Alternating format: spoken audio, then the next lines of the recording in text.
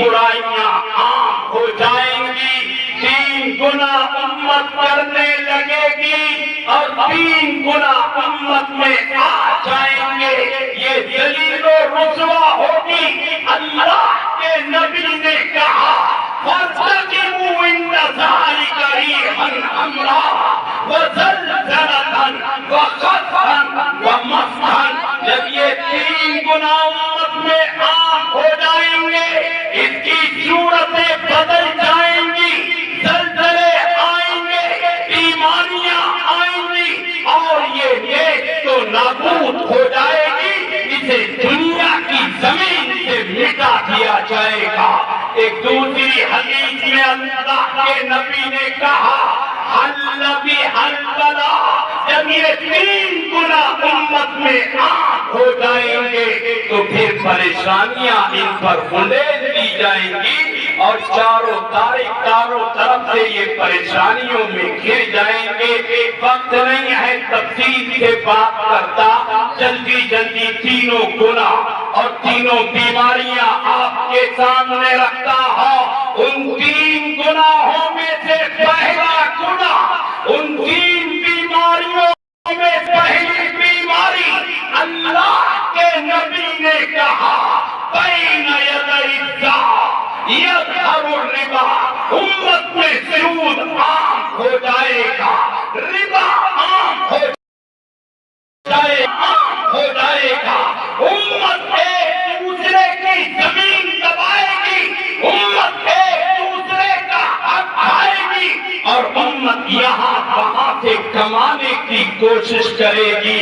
میں نہیں کہتا، اللہ کے نبی کہتے ہیں کہ جب امت میں حرام عام ہو جائے، سود عام ہو جائے، امت حرام میں مبتلا ہو جائے، حل بحل بلا، تو امت پر پریشانیاں آئیں گی۔ آج کیا ہو رہا ہے؟ جسے دیکھو کوئی بہن کا حق کھاتا ہے، کوئی بھائیوں کا حق کھاتا ہے، کوئی پڑوسیوں کا حق کھاتا ہے اور کوئی چہرے پر داڑھی اس لیے رکھتا ہے کہ لوگ مجھے ایماندار سمجھے، میری باتوں پر بھروسہ کرے، میں جسے چاہوں چنا ہوں اور جس کے مال کو چاہوں ہڑپ کر جاؤں۔ نہیں مسلمانوں، اچھی طرح سنو، کسی کا حق کھانا ایسے ہی حرام ہے جیسے خنزیر اور سور کا کھانا حرام ہے۔ ہم نے سمجھا ہی نہیں کہ حرام کی برائی کیا ہے۔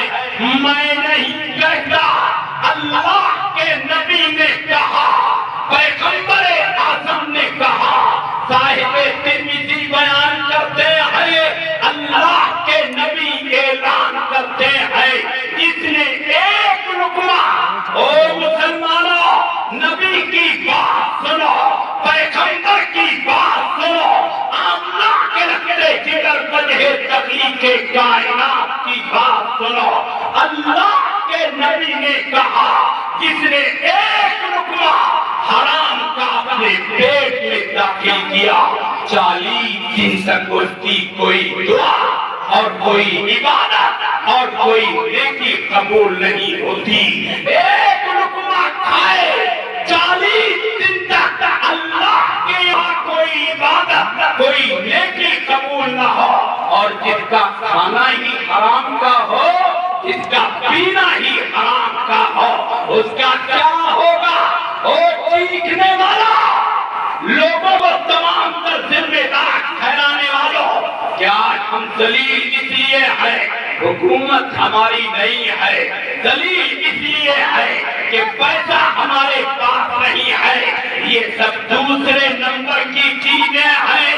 نبی نے کہا، پیغمبر نے کہا، آمنہ کے رکھتے جگر وجہ تخلیق کائنات نے کہا، بین یدی الساعۃ یظہر الربا، جب امت میں سود عام ہو جائے، حرام عام ہو جائے، امت حرام میں مبتلا ہو جائے، حل بحل بلا، تو یہ امت پریشانیوں میں گھر جائے گی۔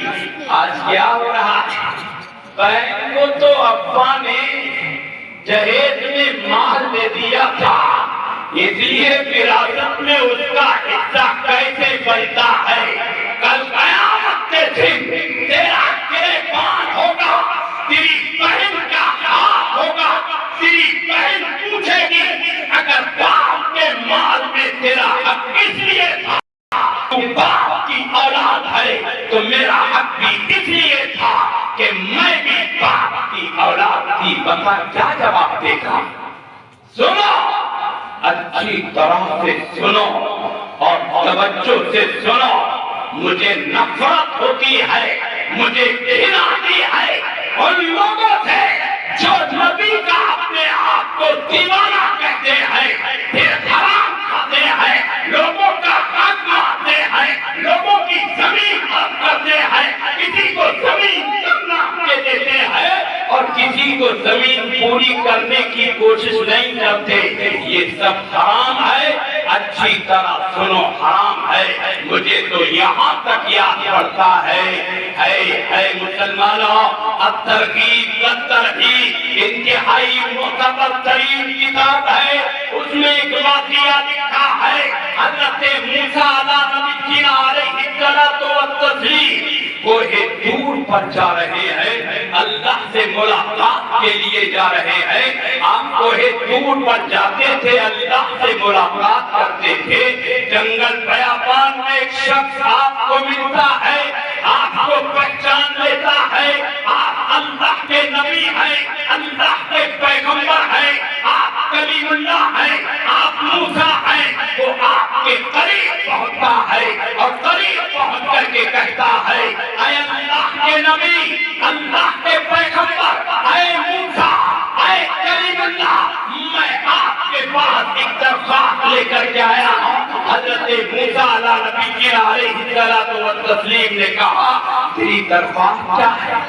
کہا، میں جنگل بیابان میں رہتا ہوں، میں آبادی میں نہیں رہتا، مجھے کھانے کا فکر نہیں ہوتا، مل جاتا ہے تو کھا لیتا ہوں، پہننے کا فکر نہیں ہوتا، پھٹا پرانا پہن لیتا ہوں، رات کی تنہائی میں، رات کے سناٹے میں میں اسی جنگل میں بیابان میں سو جاتا ہوں۔ کہا، تیرا مسئلہ کیا ہے؟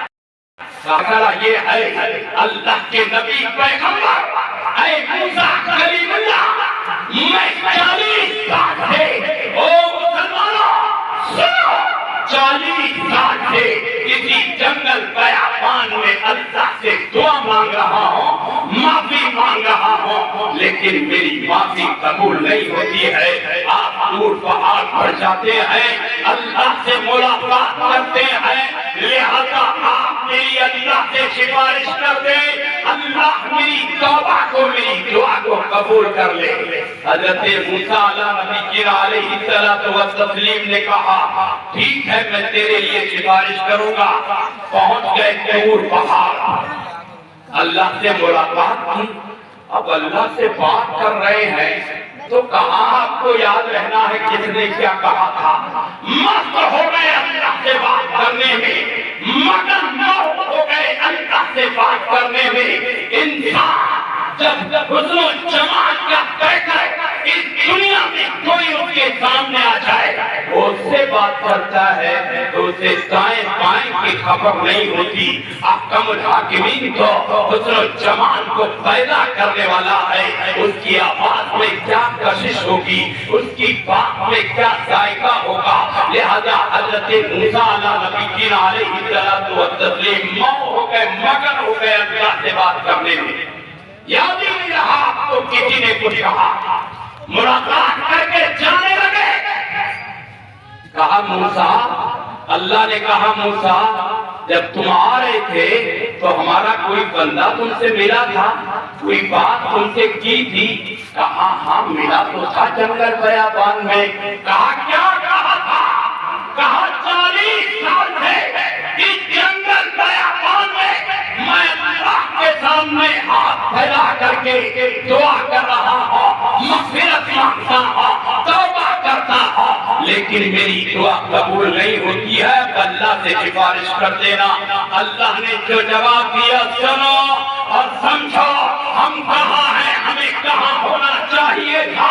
اللہ نے کہا اے موسیٰ تم نبی ہو یہ اپنی جگہ، پیغمبر ہو اپنی جگہ، کلیم اللہ ہو یہ اپنی جگہ، لیکن سنو ہمیں اپنی عزت کی قسم، اپنے جلال کی قسم، اپنی کبریائی کی قسم، اپنے رب ہونے کی قسم، اس کی نسوں میں جو خون دوڑ رہا ہے وہ حرام کھانے سے تیار ہوا ہے۔ 40 سال کو کیا، اگر 40,000 سال گزر جائے اور اس کی نسوں میں دوڑنے والا خون ناپاک رہے گا، ہم اس کی دعا کو قبول نہیں کریں گے اور اسے سے نہیں نوازیں گے۔ اس لیے نبی نے کہا، پیغمبر نے کہا بین یدی الساعۃ یظہر الربا، کہ جب امت میں حرام عام ہو جائے گا، حل بہا البلاء، تو یہ امت پریشانیوں میں مبتلا ہو جائے گی۔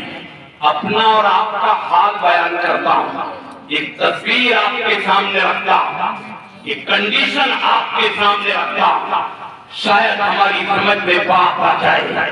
یہ واقعہ جب میں نے بار پڑھا، کئی بار پڑھا، پھر میں نے معاشرے پر نظر دوڑائی تو مجھے معاشرہ، مسلم معاشرہ اس واقعے کا طرز اور عکس نظر آیا۔ واقعہ کیا ہے؟ ایک بہت بڑی فیکٹری ہے، وہاں کا سپروائزر ہے، وہاں فیکٹری میں ایک عام آدمی، نوکر، مزدور، پیسے کمانے والا مسلمان جاتا ہے اور وہاں سے بوریاں اٹھاتا ہے اور باہر لا کر کے بیچ دیتا ہے۔ یہ کام تھا اس کا، یہی کام وہ کرتا تھا۔ فیکٹری میں بوریاں جو بچتی تھی وہ اٹھاتا، انہیں گنتا، خریدتا، باہر لا کر کے بیچ دیتا۔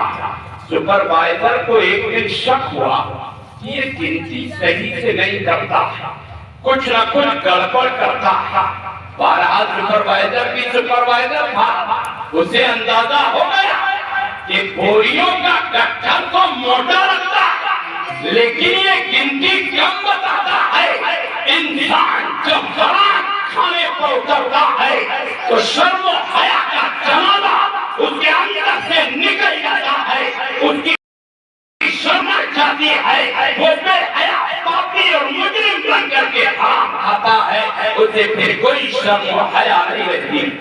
لہذا ایک دن کیا ہوا، سپروائزر کو پتا تھا کہ یہ کل آئے گا، اس نے اپنے ہاتھوں سے بوریاں گنی اور جس طرح بکھری پڑی رہتی تھی اسی طرح بکھری پڑی رہتی تھی اور بوریاں اپنے ہاتھ سے گر گئی۔ اب یہ آیا، کہاں بوریاں پڑی ہیں اٹھاؤ، گٹھر بناؤ، تعداد بتاؤ، پیسے دو اور یہاں سے چلے جاؤ۔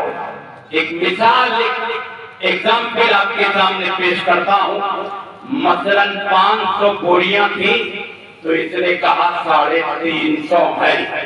سپروائزر نے کہا پھر سے گنو، کیا گننے کی ضرورت کیا، میں کوئی اتنی بڑی غلطی کر سکتا، ایسا کر سکتا، میں ایماندار آدمی ہوں، میں حرام کا نہیں کھاتا۔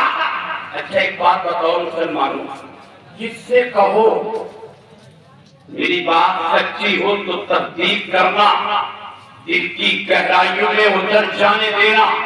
جس سے کہا کہے گا مجھے حرام پسند نہیں ہے، میں تو لقمہ بھی حرام کا کھانا نہیں چاہتا، ایک دانہ بھی گھر میں لانا نہیں چاہتا۔ جب سب کو ناپسند ہے تو یہ حرام چاہتا کہاں ہے، یہ حرام کھاتا کون ہے، حرام کماتا کون ہے، حرام لاتا کون ہے۔ شرم و غیرت کرو، شرم و غیرت۔ کہو مجھے یقین نہیں ہے میرے اوپر، میں کوئی کم کماتا ہوں کیا، میرے گھر کھانا نہیں ہے کیا، میں حرام کماؤں گا کیا، میں نے جو تعداد بتائی ہے وہ صحیح ہے۔ پھر میں جھنجٹ ہو گئی، تو میوے ہو گئی۔ تو میوے سمجھتے ہو کہ نہیں سمجھتے ہو؟ نہیں سمجھتے ہو تو علماء سے جواب پوچھ لینا۔ تو میوے ہو گئی، مالک کے پاس پہنچ گئے، مالک نے کہا سپروائزر پیدل سے معاملہ کیا ہے؟ بوریاں 500 ہے، یہ 350 بتاتا ہے۔ مالک نے کہا کہو کیا بات ہے؟ کہا حضور ایسا نہیں ہے، بوریاں 350 ہے، یہ سپروائزر مجھ سے نفرت کرتا ہے، دشمنی کرتا ہے، مجھے بیکری سے ہٹانا چاہتا ہے، میری روٹی پر لات مارنا چاہتا ہے، اس لیے مجھ پر بےایمانی کا الزام لگاتا ہے۔ مسلمانوں سینے پر ہاتھ رکھو اور حقیقت کو سنو۔ حقیقت تو حقیقت ہے، حقیقت سے مفر پیسا، حقیقت خود کو منوا لیتی ہے، مانی نہیں جاتی ہے۔ اے مسلمانوں، اس نے کہا کہ بوریاں دوبارہ سے گن لو۔ کہا کہے کہ میں ایماندار آدمی۔ اچھا تم واقعی ایماندار ہو؟ اب اس نے کہا میرے 4 بچے ہیں، میں 4 بچوں کی قسم کھا کر کے کہتا ہوں کہ اگر بوریاں 350 نہ ہو، میں صبح کو اپنے بچوں کا چہرہ نہ دیکھا۔ اے مسلمانوں، ہم قسم تو ایسے کھاتے ہیں جیسے شربت پی لیا، بہترین کھانے کی کوئی چیز کھا لی، بات یہیں پر ختم نہیں ہوتی۔ مالک نے کہا اس کے قسم کھانے کے بعد بوریاں گنی جائیں، بوریاں گنی گئی تو بوریاں 350 نہیں تھی، 500 تھی۔ اے مسلمانوں، یہ ایمان مسلمان ہر چوراہے پر بیچ رہا ہے، ہر دکان پر بیچ رہا ہے، ہر ٹیچر پر بیچ رہا ہے، ہر مکان میں بیچ رہا ہے، ہر جگہ بیچ رہا ہے، اور پھر کہتا ہے کہ میں ایماندار ہوں۔ مالک نے کہا اسے دھکے دو، فیکٹری سے باہر نکالو، یہ اولاد کی قسم انصاف نہیں کر سکتا تو پھر دنیا میں کسی کے ساتھ انصاف اور حق کا معاملہ نہیں کر سکتا۔ اس لیے اللہ کے نبی نے کہا